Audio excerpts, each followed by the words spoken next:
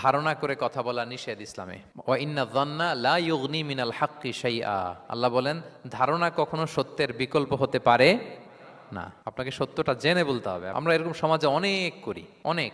আপনি পাবেন, ধরেন যে আপনাকে আপনার এক বন্ধু দেখলো, রিক্সা দিয়ে যাচ্ছেন, আপনার পাশে এক নারী বসা, তো সে অনেক কিছু খারাপ ধারণা করতে পারে। এরকম হয় না সমাজে?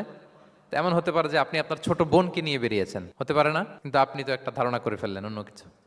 বা আপনার ভাগ্নিকে নিয়ে বের হয়েছেন, আপনার আপন খালাকে নিয়ে বেরিয়েছেন কোনো কাজে, ডাক্তারের কাছে বা কিছু একটা হতে পারে। কিন্তু তাকে দেখেই আমি এদিক সেদিক বলতে আরম্ভ করলাম যে ওকে তো দেখছি এরকম এরকম এরকম। আছে না নাই? আমাদের সমাজে আমি দেখেছি যে কারো যদি ঠোঁট কালো হয়, তো মানুষ ধারণা করে নেয় লোকটা মনে হয় সিগারেট খায়। কিন্তু সিগারেট সেবন করা ছাড়াও কারো ঠোঁট কালো হতে পারে কি পারে না বলেন? এই যে এগুলো সমাজে প্রচলিত। বিয়ে করার পর পর ইমিডিয়েট যদি কেউ একটা গাড়ি কিনে বা হুন্ডা কিনে, এটা কি বলে বলেন তো? এই বোধহয় শ্বশুর বাড়ি থেকে যৌতুক নিয়ে আসছে। দেখছেন? এরকম ভুরি ভুরি আপনি সমাজে পাবেন। আন্দাজে, ধারণার উপরে আমরা অনেক কথা বলে ফেলি, কিন্তু নিশ্চিত না হয়ে আপনি কোনো কমেন্টসে যেতে পারবেন না। এটা একেবারে নিশ্চিত।